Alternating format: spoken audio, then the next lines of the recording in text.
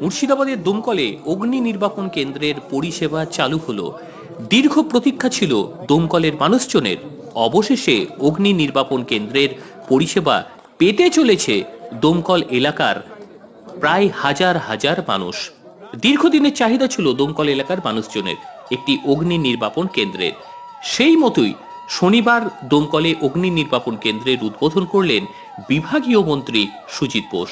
উপস্থিত ছিলেন শ্রম দপ্তরের প্রতিমন্ত্রী জাকির হোসেন, জেলা পরিষদের সভাধিপতি মোশাররফ হোসেন, দমকল পৌরসভার পৌরপিতা সৌমিক হোসেন সহ বিশিষ্টজনেরা।